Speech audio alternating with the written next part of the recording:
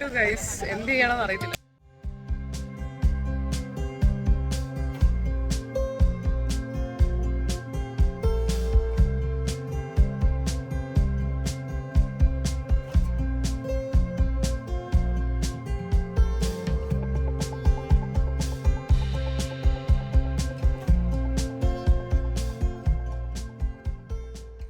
Good morning guys, നമസ്കാരം, welcome back to my channel. ഇന്ന് ഞാൻ ഉള്ളത് ഇന്ത്യയിലെ തന്നെ ഏറ്റവും ഐക്കോണിക് ആയിട്ടുള്ള വളരെ ബ്യൂട്ടിഫുൾ ആയിട്ടുള്ള ഒത്തിരി ഫോട്ടോജനിക് ആയിട്ടുള്ള ഒരു പ്ലേസിലാണ്.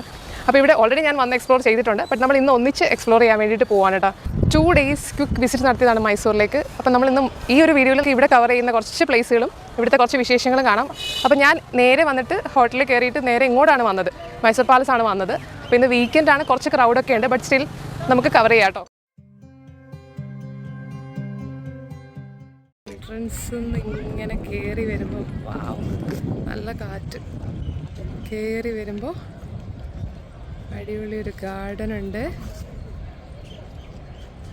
ഓക്കെ,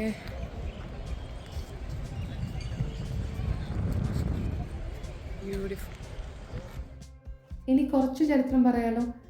മൈസൂർ പാലസ് ശരിക്കും ബിൽഡ് ചെയ്തിട്ടുള്ളത് 14th സെഞ്ച്വറിയിലാണെങ്കിലും പിന്നീട് പലതവണ റീബിൽഡ് ചെയ്തിട്ടാണ് നമ്മളിപ്പോൾ കാണുന്ന ഈ ഒരു ബ്യൂട്ടിഫുൾ ആയിട്ടുള്ള ക്രിയേഷനിലേക്ക് എത്തിയത്. Okay, let's go. വരുന്നവരൊരു കൂളിംഗ് ഗ്ലാസും ഒരു സൺസ്ക്രീനും ഒരു ഹാറ്റൊക്കെ ആയിട്ട് വന്നാൽ കുറച്ചും കൂടെ സ്കിന്നിനെ പ്രൊട്ടക്റ്റ് ചെയ്യാം. നമ്മൾ അകത്തേക്ക് പോകുമ്പോൾ നമുക്ക് ഫുഡ് വെയർസ് യൂസ് ചെയ്യാൻ പറ്റാത്തതുകൊണ്ട് തന്നെ അവിടെ പ്രത്യേകമായിട്ട് കൗണ്ടേഴ്സും ഫുഡ് വെയർ സ്റ്റാൻഡൊക്കെ ഉണ്ട്. ഓരോരുത്തർക്ക് ഓരോ നമ്പേഴ്സ് തരും, അതനുസരിച്ചിട്ട് നമ്മൾ അവിടെ കീപ്പ് ചെയ്യുക. തിരിച്ചു വരുമ്പോൾ നമുക്കത് സേഫായിട്ട് എടുത്തുകൊണ്ട് വരാൻ പറ്റും. സാറ്റർഡേ ആയതുകൊണ്ട് തന്നെ അത്യാവശ്യം നല്ല ക്രൗഡ് ഉണ്ടായിരുന്നു. നേരത്തെയൊക്കെ അകത്ത് ഫോട്ടോഗ്രാഫി വീഡിയോഗ്രാഫി ഒന്നും അലൗഡ് അല്ലായിരുന്നു, പക്ഷേ ഇപ്പം അലൗഡാണ്, എല്ലാവരും എടുക്കുന്നുണ്ടായിരുന്നു കേട്ടോ. സൗത്ത് ഇന്ത്യ അല്ല, ഇന്ത്യയിലെ തന്നെ ഏറ്റവും പവർഫുള്ളായിട്ടുള്ള റോയൽ ഫാമിലി, അതും ഏറ്റവും കൂടുതൽ കാലം ഭരിച്ചിട്ടുള്ള ഫാമിലിയാണ് വാഡിയാർ ഫാമിലി. അവരുടെ റെസിഡൻസാണ് നമ്മുടെ ഈ മൈസൂർ പാലസ്. അപ്പോൾ ഈ ഒരു ഫാമിലിയുടെ ഭരണകാലഘട്ടമാണ് മൈസൂരിലെ തന്നെ ഏറ്റവും സുവർണകാലം എന്ന് അവർ പറയപ്പെടുന്നത്. ഒരുപാട് ഭംഗിയുള്ള കൊത്തുപണികളുള്ള ഡോറുകളും വളരെ റിയലിസ്റ്റിക് ആയിട്ട് നമുക്ക് ഫീൽ ചെയ്യുന്ന ഒത്തിരി പെയിൻറ്റിങ്സും അവിടെ റോയൽ ഫാമിലിയുടെ പെയിൻറ്റിങ്സ് ആണ് വെച്ചിട്ടുള്ളത്. അപ്പോൾ അതൊക്കെ ഇങ്ങനെ ഡിസ്പ്ലേ ചെയ്തിട്ടുണ്ട്. നമ്മളിപ്പോൾ ഈ കാണുന്നത് ഇൻവിറ്റേഷനും അല്ലെങ്കിൽ ലെറ്റേഴ്സൊക്കെ അന്നത്തെ കാലത്ത് അവർ കൊടുത്തുകൊണ്ടിരുന്നത് ഇങ്ങനത്തെ ബോക്സസ് ആയിരുന്നു, മെറ്റാലിക് ആൻഡ് വുഡ് ബോക്സസിലായിരുന്നു. Every corner speaks a royal story, അതാണ് ഇതിനകത്ത് കയറുമ്പോൾ നമുക്ക് ഫീൽ ചെയ്യുന്നത്. ഈ ഒരു പാലസിൻ്റെ ഫ്ലോർ ആയിക്കോട്ടെ, ഇപ്പോൾ ഈ കാണുന്ന നടുമുറ്റം ആയിക്കോട്ടെ, ഇതിൻ്റെ റൂഫൊക്കെ ആയിക്കോട്ടെ, ഓരോന്നിലും കാണുന്ന ആ ഒരു ഇൻട്രിക്കേറ്റ് കാർവിങ്സ്, അത് നമ്മളെ ഭയങ്കരമായിട്ട് അത്ഭുതപ്പെടുത്തും. എല്ലാം തന്നെ എന്താ പറയുക, ഒരു പഴയ കാലത്തിൻ്റെ ആ ഒരു ട്രഡീഷനെയും അവരുടെ ക്രിയേറ്റിവിറ്റിയൊക്കെയാണ് നമ്മളെ കാണിച്ചു തരുന്നത്. എനിക്ക് പറ്റുന്നത്ര വീഡിയോസ് ക്യാപ്ചർ ചെയ്തിട്ടുണ്ട്. എനിക്ക് ഏറ്റവും ഇഷ്ടപ്പെട്ട ഒരു ഏരിയ ആണ് ഈ കാണുന്നത്. ഈ ഒരു പാലസിൻ്റെ മെയിൻ ആയിട്ടുള്ള ഭംഗിയുള്ള ഒരുവിധം കോർണേഴ്സ് ആൻഡ് ഹാൾസൊക്കെ ഞാൻ ഇതിനകത്ത് ഇൻക്ലൂഡ് ചെയ്തിട്ടുണ്ട്. പറഞ്ഞാലും കണ്ടാലും തീരാത്തത്ര കാഴ്ചകൾ ഇതിനകത്തുള്ളത് കൊണ്ട് തന്നെ ഇത് കണ്ടിട്ടില്ലാത്തവർ നേരിട്ട് ഒരിക്കലെങ്കിലും വന്ന് കാണാനായിട്ട് ശ്രമിക്കുക. അപ്പോൾ ഞാൻ ഏകദേശം കുറേ സമയം സ്പെൻഡ് ചെയ്തിട്ട് പതുക്കെ പുറത്തേക്ക് ഇറങ്ങുമ്പോൾ അവിടെ ഇങ്ങനെ ദസറയ്ക്ക് യൂസ് ചെയ്തുകൊണ്ടിരുന്ന എലഫൻറ്റ് ഓർണമെൻറ്റ്സ് ഒത്തിരി വെച്ചിട്ടുണ്ട്. നെറ്റിപ്പട്ടം അങ്ങനെയൊക്കെയുള്ള കാര്യങ്ങൾ അവിടെ എഴുതി വെച്ചിട്ടുണ്ട് കഥയൊക്കെ. ദസറ ഇവിടുത്തെ വലിയൊരു ആഘോഷമാണ്, തിന്മയ്ക്ക് മേൽ നന്മ ജയിച്ച ആഘോഷം എന്നാണ് പറയപ്പെടുന്നത്. അപ്പോൾ അവിടുന്ന് പുറത്തേക്ക് ഇറങ്ങുമ്പോൾ നമുക്കൊരു ടെമ്പിൾ കാണാം, പക്ഷേ അവിടെ ഞാൻ കയറിയില്ല. അത്യാവശ്യം നല്ല വിശപ്പുണ്ടായിരുന്നു. മെല്ലെ ഇവിടുന്ന് നീങ്ങാൻ തീരുമാനിച്ചു. ഒരു ഫ്രിഡ്ജ് മാഗ്നറ്റ് വാങ്ങിച്ചു കേട്ടോ.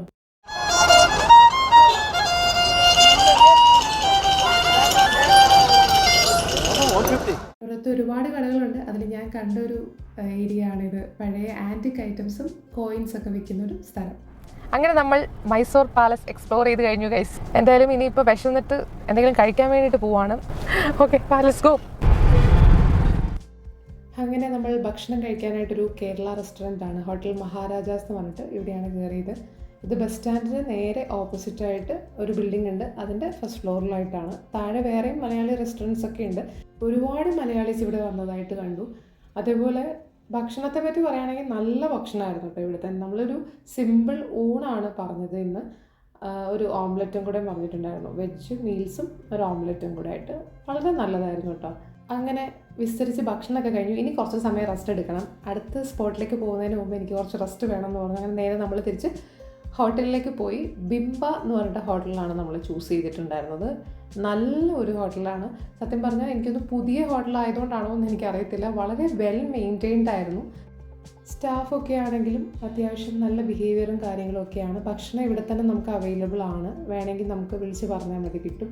അപ്പോൾ നിങ്ങൾ വരുമ്പോൾ ഇതുപോലെ ഹോട്ടൽസ് നോക്കുന്നുണ്ടെങ്കിൽ ഞാൻ ആര് ചോദിച്ചാലും റെക്കമെൻഡ് ചെയ്യുന്നൊരു ഹോട്ടലായിരിക്കും ഇത്. അത്രയും നല്ലതായിരുന്നു. വളരെ കാമായിട്ടുള്ളൊരു ഏരിയയും കൂടാണ്. നമ്മുടെ സിറ്റി സർക്കിളിൽ നിന്ന് കുറച്ചും കൂടെ ഇങ്ങോട്ട് വരണം. പക്ഷെ എന്നാലും ഒത്തിരി ഒന്നും ട്രാവൽ ചെയ്യാനായിട്ടില്ല കേട്ടോ. അപ്പോൾ റൂമിനകമൊക്കെ ജസ്റ്റ് ഒന്ന് കാണിക്കാവേ. ഇതല്ലാതെ അഫോർഡബിൾ ആയിട്ടുള്ള ഒത്തിരി സ്റ്റേ ഉണ്ട്. നമ്മുടെ പാലസിനൊക്കെ അടുത്തായിട്ട് ഒത്തിരി ഉണ്ട്. 799 റുപ്പീസിനും ഒക്കെ ഉണ്ട്. അങ്ങനെയൊക്കെയുള്ളതും വേണമെങ്കിൽ എടുക്കാം. പക്ഷെ എനിക്ക് കുറച്ചുകൂടെ ഇങ്ങനത്തെ അത്ര ക്രൗഡ് ഇല്ലാത്തൊരു ഏരിയ നോക്കിയിട്ടാണ് ഞാൻ എടുത്തത്. ഒരു സ്മാർട്ട് ടി വിയും ചെറിയൊരു ഫ്രിഡ്ജ് സെറ്റപ്പും അതുപോലെ ഒരു ഷെൽഫും കാര്യങ്ങളും ഒക്കെ ഉണ്ടായിരുന്നു. അത്യാവശ്യം നമുക്ക് നിൽക്കാനുള്ള എല്ലാ സെറ്റപ്സും കാര്യങ്ങളും ഒക്കെ ഉണ്ടായിരുന്നു. നല്ല നീറ്റായിട്ടുള്ള, വലിയ സ്പേഷ്യസ് അല്ല എന്നാലും നീറ്റായിട്ടുള്ളൊരു ചെറിയ ബാത്റൂമും ഒക്കെ ആയിരുന്നു.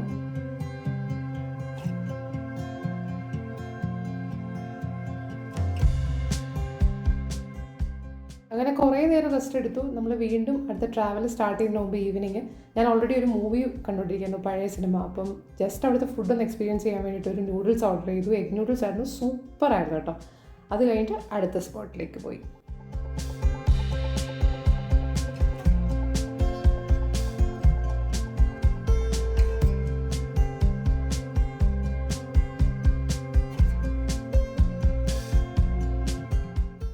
ഗൈസ് എന്ത് ചെയ്യണമെന്ന് അറിയത്തില്ല. നല്ല മഴ എന്ന് വെച്ചാൽ നല്ല മഴയുണ്ട്. എന്താ സങ്കടം, നന്നായിട്ട് ഒരുങ്ങി വരുമ്പോഴേ ഇങ്ങനത്തെ പണി കിട്ടും. ഒരുങ്ങിയില്ലെങ്കിൽ ഒരു കുന്തമില്ല. 10 നേരം കാണിക്കാൻ മഴ കാരണം റെയിൻകോട്ട് വാങ്ങിക്കും. അപ്പൊ ഇനി ഞാൻ എന്താ റെയിൻകോട്ട് വാങ്ങിക്കണം. അപ്പോൾ ഒരു അൺഎക്സ്പെക്റ്റഡ് മഴ കാരണം അത് ചതിച്ചു. പക്ഷെ നമ്മൾ എൻട്രി ടിക്കറ്റ് ഒക്കെ എടുത്ത് അകത്ത് കയറി. അപ്പോൾ അവിടുന്ന് തന്നെ എല്ലാവരും അംബ്രല്ല വാങ്ങിച്ചിട്ടുണ്ടായിരുന്നു. 200 രൂപയ്ക്ക് മേടിച്ചാ ഇങ്ങനെ കാറ്റ് വന്ന് കൊണ്ടുപോകും.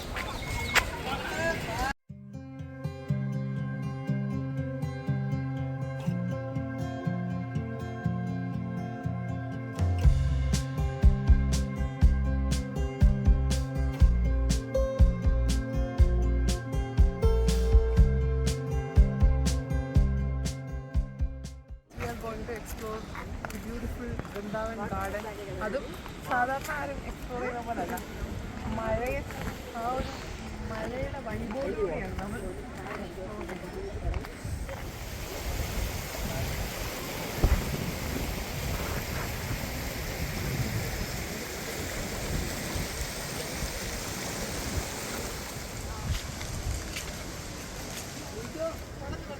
അവിടെ കുത്തുവോ അല്ലെങ്കിൽ നിർത്തുക എന്താ ചെയ്യും?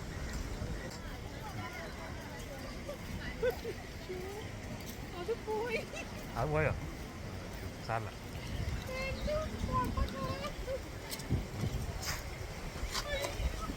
ദേഷ്യം വരുന്നു. എന്തിനാ? ഞാൻ ഇങ്ങനൊന്നും പ്രതീക്ഷിച്ചൊന്നും അല്ല വന്നത്. കുഴപ്പമില്ല. നല്ലപോലെ ഫോട്ടോയും വീഡിയോ എടുക്കണം. പൊയിനി കൂടിയൊക്കെ കഴിച്ചിട്ട് ഇതിപ്പോൾ പുതപ്പിട്ട് കുടയും പിടിച്ച് പനി പിടിച്ച് ആശുപത്രി പോകാൻ.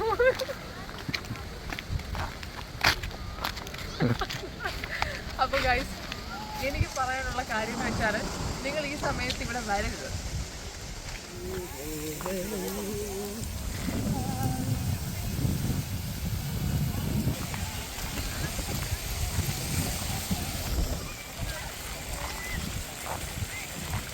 ഭയങ്കര രക്ഷയില്ലാത്ത തണുത്ത കാറ്റും വെള്ളത്തിൻ്റെ സൗണ്ടും എന്ത് രസമാണെന്നറിയോ ഇവിടെ നിൽക്കാനായിട്ട്.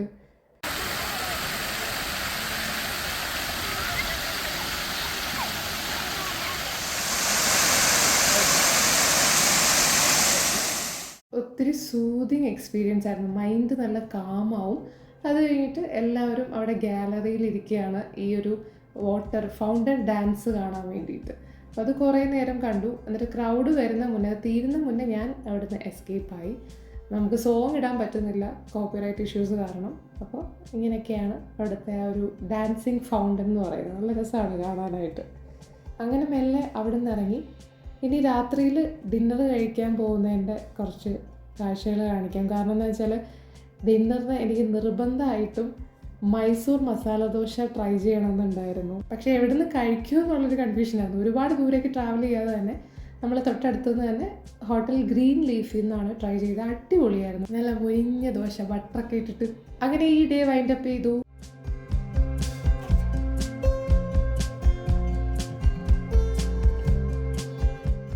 സെക്കൻഡ് ഡേ രാവിലെ ആയപ്പോൾ എനിക്ക് ചെറിയൊരു ത്രോട്ട് ഇൻഫെക്ഷനൊക്കെ ഉണ്ടായി. പക്ഷേ ഞാൻ കുറച്ച് ചൂടുവെള്ളമൊക്കെ കുടിച്ച് അഡ്ജസ്റ്റ് ചെയ്ത് പുറത്തോട്ട് കാഴ്ചയൊക്കെ കണ്ടിരിക്കുമായിരുന്നു. നല്ല രസമുണ്ട്. സിറ്റി ഭയങ്കര ഒരു കൂൾ ആൻഡ് കാം ആയിട്ടുള്ളൊരു ഏരിയ ആണ്. നമ്മൾ ഈ ബാംഗ്ലൂരിൽ നിന്ന് ഇങ്ങോട്ട് വന്നിട്ട് അവിടുത്തെ ആ ഒരു ഭയങ്കര ഹെവി ട്രാഫിക്കും നോയ്സും കാര്യങ്ങളൊക്കെ കഴിഞ്ഞിട്ട് 2 days വീക്കെൻഡ് ഇവിടെ സ്പെൻഡ് ചെയ്യുമ്പം എന്തൊരു കൂൾ ആൻഡ് എന്താ പറയുക നല്ലൊരു ബ്രീസ്, അതാണ് ഒരു സെറീൻ മോർണിംഗ് എന്ന് പറയത്തില്ലേ, അതായിരുന്നു മൈസൂരിലെ ഈ ഒരു എക്സ്പീരിയൻസ് എന്ന് പറയുന്നത്.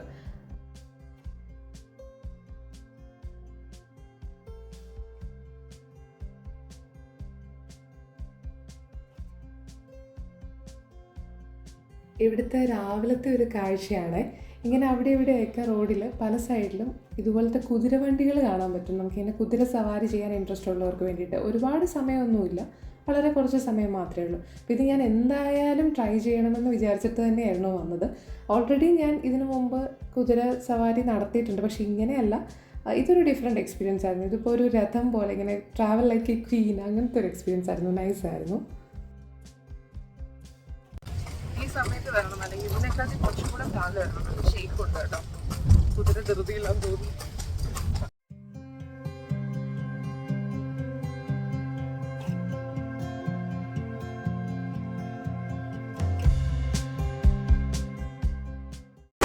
നമ്മൾ ചാമുണ്ഡി ഹിൽസിലോട്ട് പോവുകയാണ്. അപ്പോൾ ഇവിടെ ഭയങ്കര കാറ്റാണ്. അപ്പോൾ ഈ വരുന്ന വഴിക്കായിട്ട് നമുക്കിങ്ങനെ പല സ്ഥലത്തും ഫാക്ടറി ഔട്ട്ലെറ്റ്സ് കാണാം.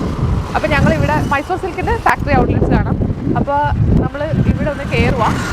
മൈസൂർ വന്നാൽ പിന്നെ നമ്മൾ മൈസൂർ സിൽക്ക് കാണാതെ എങ്ങനെ പോകും? അപ്പോൾ അതിൻ്റെ ഫാക്ടറി ഔട്ട്ലെറ്റ്സ് ആണ്. വേറെ കുറേ ഔട്ട്ലെറ്റ്സ് ഉണ്ടായിരുന്നു ഓൺ ദ വേ, പക്ഷേ ഇവിടെയാണ് അവർ വീഡിയോ എടുക്കാനായിട്ട് അലൗ ചെയ്തത്. അതുകൊണ്ട് നമ്മളിവിടെ കയറി. കുറച്ച് കളക്ഷൻസൊക്കെയാണ് അവിടുത്തെ. പല തരത്തിലുള്ള മൈസൂർ സിൽക്കാണ് കേട്ടോ. ഞാൻ തന്നെ പുതിയ കുറേ വെറൈറ്റീസ് കേട്ടു. പ്രീമിയം റേഞ്ചിൽ അതൊരു 22,000 തൊട്ട് പിന്നെ അവിടുന്ന് താഴോട്ട് ഒരു 2,000 അല്ലെങ്കിൽ 1,500 റേഞ്ച് വരെ മൈസൂർ സിൽക്കിൻ്റെ different varieties like banana silk അങ്ങനെയൊക്കെ പറഞ്ഞിട്ട് ഉള്ള ഒത്തിരി വെറൈറ്റീസ് അവർ എക്സ്പ്ലെയിൻ ചെയ്ത് തന്നിട്ടുണ്ടായിരുന്നു. അതിനകത്ത് തന്നെയുള്ള ഒരു കാഴ്ചയാണ് ഇത്. ഇങ്ങനെ ഒത്തിരി കളക്ഷൻസ് ഉണ്ട് വുഡ് വെച്ച് ചെയ്തിട്ടുള്ളത്. അതിൻ്റെയൊക്കെ സൈഡിലായിട്ട് അവരുടെ ഇത് ഫാക്ടറി ഔട്ട്ലെറ്റ് ആണല്ലോ. അപ്പോൾ ഇവിടെ തന്നെ അവർ ഈ ഒരു മൈസൂർ സിൽക്ക് വീവ് ചെയ്യുന്നുണ്ട്, മെഷീൻ വീവ് ചെയ്യുന്നുണ്ട്. അതിൻ്റെ വീഡിയോസും നമ്മൾ എടുത്തിട്ടുണ്ട് കേട്ടോ.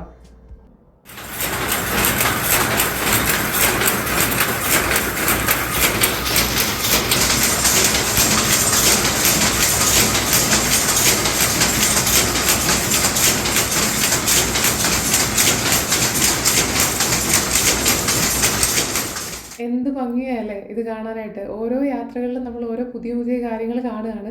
അപ്പോൾ ഇങ്ങനത്തെ ഒരു മെഷീൻ വീവിങ് സത്യത്തിൽ ഞാനിതുവരെ കണ്ടിട്ടില്ല. എനിക്ക് ഈ സിൽക്ക് സാരീസിനെ പറ്റി പഠിക്കാൻ ഓരോ ദിവസവും ഞാൻ എവിടെ നിന്ന് ഇൻഫോർമേഷൻ കേട്ടാലും അത് കേട്ടും കണ്ടുമൊക്കെ പഠിച്ച് മനസ്സിലാക്കുന്ന ഒരാളാണ്. പക്ഷേ ഇതിങ്ങനെ വീവ് ചെയ്യുന്നത് നേരിട്ടൊന്ന് പോയി കാണാനുള്ള അവസരം ഇപ്പോഴാണ് ഉണ്ടായത്. ഇനിയും കൂടുതൽ കാണാൻ കഴിയട്ടെ. അപ്പോൾ ഇവിടെ നൂലുകളും കാര്യങ്ങളൊക്കെ വെച്ചിട്ടുണ്ട്. നല്ല സ്റ്റാഫായിരുന്നു കേട്ടോ. മൈസൂർ വന്നാൽ മൈസൂർ പാക്ക്, മൈസൂർ മസാല ദോശ, മൈസൂർ സിൽക്കൊക്കെ കണ്ടില്ലെങ്കിൽ പിന്നെന്ത് യാത്രയല്ലേ. അപ്പോൾ അതൊക്കെ കാണാൻ പറ്റി. എന്തായാലും ഞാൻ ഇവിടുന്ന് ഒരു ചുരിദാർ എടുത്തു കേട്ടോ. ഇതാണ് ഞാൻ എടുത്തത്. എനിക്ക് ഈ ഒരു കളർ ഞാൻ ഇതുവരെയും ട്രൈ ചെയ്തിട്ടില്ലാത്തതുകൊണ്ട് അതെടുത്തു. പാർട്ടി വെയർ ചുരിദാർസിൻ്റെ കുറേ കളക്ഷൻസ് ഉണ്ടായിരുന്നു. സിൽക്കിൽ തന്നെ വർക്ക് ചെയ്തിട്ടുള്ള ചുരിദാറുകളാണ്. അപ്പോൾ നിങ്ങൾ ഇതുവഴി വരുമ്പോൾ നിങ്ങൾക്ക് ഇങ്ങനെ മൈസൂർ സിൽക്കൊക്കെ കാണണമെന്നോ അല്ലെങ്കിൽ വാങ്ങിക്കണമെന്നൊക്കെ തോന്നുകയാണെങ്കിൽ ഇവിടെ കയറാട്ടോ. അങ്ങനെ അവിടെ നിന്നും നമ്മളുടെ ഇന്നത്തെ യാത്ര വീണ്ടും തുടരുകയാണ് ടു ചാമുണ്ഡി ഹിൽസ്. അപ്പോൾ വർഷങ്ങൾക്ക് മുമ്പ് അവിടെ വന്ന ഒരു നേരിയ ഓർമ്മ എനിക്കുണ്ടെങ്കിലും ഒത്തിരി നാളുകൾക്ക് ശേഷം ചാമുണ്ഡി ഹിൽസ് ഞാൻ വീണ്ടും പോകുന്നത് ഇപ്പോഴാണ്. വീക്കെൻഡ് ആയതുകൊണ്ട് തന്നെ നല്ല ക്രൗഡ് ഉണ്ടാവും എന്നുള്ളൊരു എക്സ്പെക്റ്റേഷൻ ഉണ്ട്. എന്തായാലും നമുക്ക് നോക്കാം.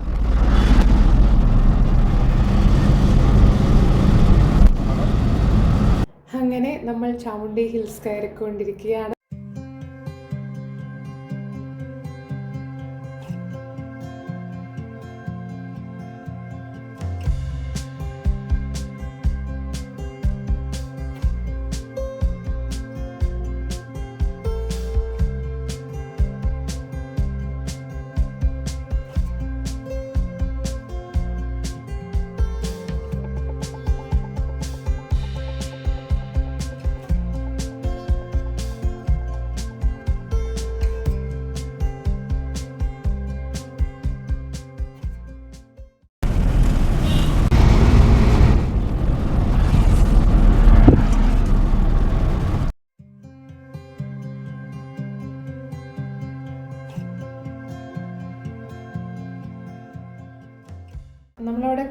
പാർക്ക് ചെയ്തിട്ടുണ്ടായി.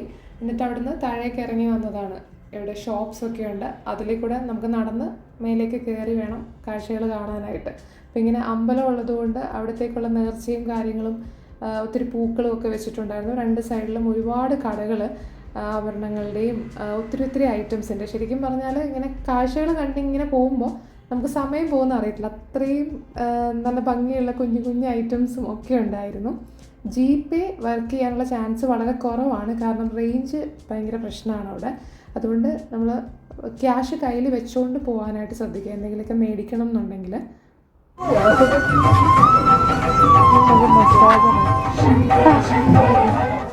ഇവിടുന്ന് ഞാനൊന്നും വാങ്ങിച്ചൊന്നുമില്ല, പക്ഷേ എനിക്കിവിടെ ഒരു കാര്യം നോട്ടീസ് ചെയ്തത്, താഴത്തെ ഷോപ്പിൽ നമ്മളോട് പറയുന്ന ഒരേ സാധനത്തിന് തന്നെ പറയുന്ന റേറ്റ് അല്ല, അതേ സാധനത്തിന് കുറച്ച് മുകളിലേക്ക് കയറുമ്പോൾ റേറ്റും മുകളിലേക്ക് തന്നെ കൂടുന്നതായിട്ട് തോന്നി. താഴെ ഞാനൊരു ഐറ്റം ചോദിച്ചപ്പോൾ അതിന് 100 rupees ആയിരുന്നു. അതേ സാധനം കുറച്ചും കൂടെ മേലേക്ക് കയറി കഴിഞ്ഞപ്പോൾ അതിന് 250 rupees ആണ് പറഞ്ഞത്.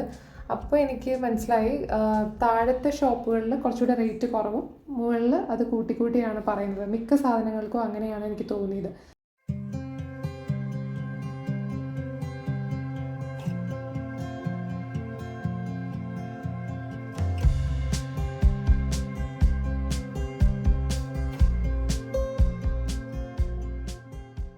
എല്ലാവരും ഈ നടന്ന് മുകളിലേക്ക് കയറുന്നത് മെയിനായിട്ടും ഈ ഒരു അമ്പലത്തിനകത്തേക്ക് കയറാനാണ്, ചാമുണ്ടേശ്വരി ടെമ്പിളിനകത്തേക്ക് കയറാൻ വേണ്ടിയിട്ടാണ്.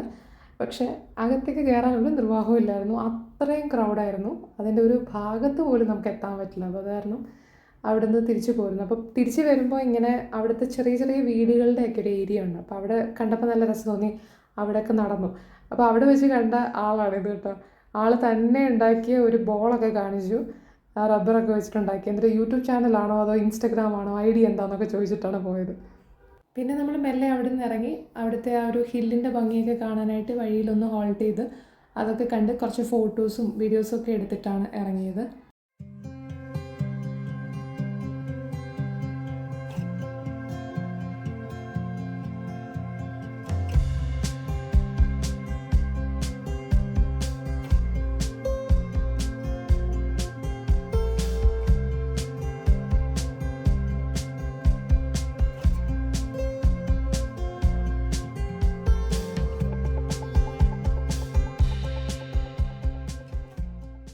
അവിടുന്ന് തന്നെ നമ്മൾ തിരിച്ചു പോകുന്ന വഴിക്കാണ് സാൻഡ് മ്യൂസിയം ഉള്ളത്.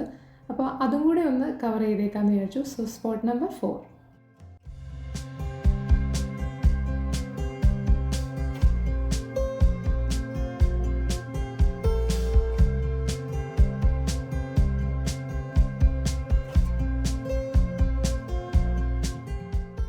ഇവിടെ മെയിനായിട്ടും ഇങ്ങനെ കുറേ സാൻഡ് കൊണ്ടുണ്ടാക്കിയിട്ടുള്ള എക്കോ ഫ്രണ്ട്ലി സ്റ്റാച്യൂസാണ് ഉണ്ടാക്കി വെച്ചേക്കുന്നത്. ലൈക്ക് എക്കോ ഫ്രണ്ട്ലി ഗണേഷ്, അതുപോലെ ലാഫിംഗ് ബുദ്ധ എന്നൊക്കെ പറഞ്ഞിട്ട് കുറേയധികം ചാമുണ്ടേശ്വരി ദേവിയുടെ സ്കൾപ്ചർ ഉണ്ടാക്കിയിട്ടുണ്ട്. അങ്ങനെയൊക്കെയുള്ള കുറേ കാര്യങ്ങളാണ് ചെയ്തു വെച്ചിട്ടുള്ളത്. നല്ല ക്രിയേഷൻസാണ്, നല്ല രസമാണ് കാണാനായിട്ട്. ഒരുപാടൊന്നും കാണാനായിട്ടില്ല കേട്ടോ. ഒരു ഏരിയ മുഴുവൻ ഇങ്ങനെയും ഓപ്പോസിറ്റ് ഏരിയയിൽ കുറേ സാധനങ്ങൾ വിൽക്കാനായിട്ട് വെച്ചിട്ടുണ്ട്, ആൻറ്റിക് ഐറ്റംസും ഒക്കെ ആയിട്ട്.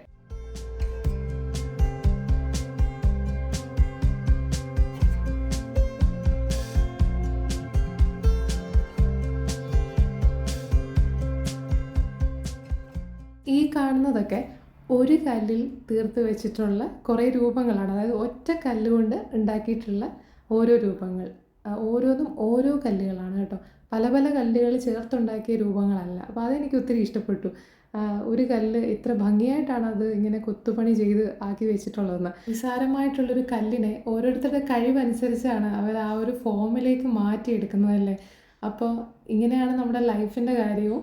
നമ്മളുടെ കഴിവുകളെ നമ്മൾ തന്നെ ഇങ്ങനെ ഒരു കല്ലിൽ 1-2 തവണ അടിച്ചാൽ ഒരു രൂപം ഉണ്ടാവില്ലല്ലോ. പലതവണ ആ കല്ലിന് അടിയേറ്റിട്ടുണ്ടാവും, അത് കഴിഞ്ഞിട്ടാണ് അത് ഭംഗിയുള്ളൊരു രൂപമായിട്ട് മാറുന്നത്. എന്ന് പറഞ്ഞാൽ നമുക്കും വീഴ്ചകളും പ്രശ്നങ്ങളും ഒക്കെ ഉണ്ടാവും, നെഗറ്റീവ്സ് ഉണ്ടാവും.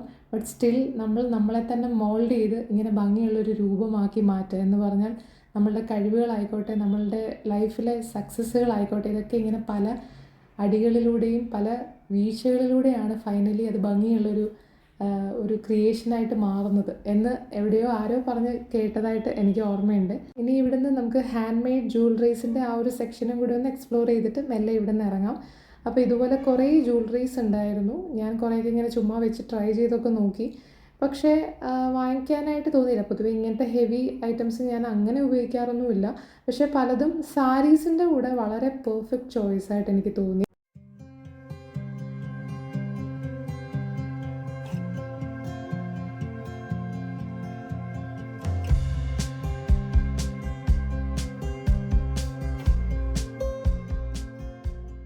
ലാസ്റ്റ് അവിടെ ഉണ്ടായിരുന്നത് ഒരു 3D സെൽഫി ഗ്യാലറിയാണ്. നമുക്കിങ്ങനെ കുറേ ഫോട്ടോസ് ഉണ്ട്. അതിൻ്റെ ഫ്രണ്ടിൽ നിന്ന് നമുക്ക് ഫോട്ടോസ് എടുക്കാം. അപ്പോൾ കുറച്ച് സമയം, കുറേ കഥകൾ, ഒത്തിരി കാഴ്ചകൾ, ഞാനും ഒത്തിരി നല്ല മെമ്മറീസുമായിട്ട് മൈസൂർ വിടുകയാണ്.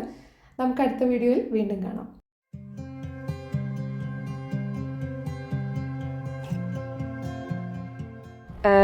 എൻ്റെ വീഡിയോയിലോട്ട് ഇനി ഇത്തരത്തിലുള്ള ആചാരങ്ങൾ ഞാൻ പ്രതീക്ഷിക്കുന്നു.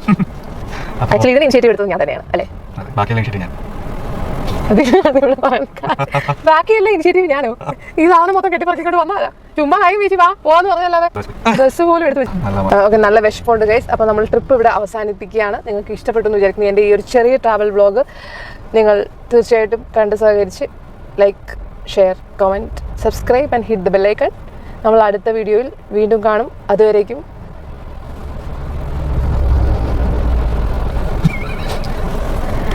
കാര്യമാക്കണ്ട. ഇതിന്റെ പേരിൽ നിങ്ങൾ അൺസബ്സ്ക്രൈബ് ഒന്നും ചെയ്യരുത്.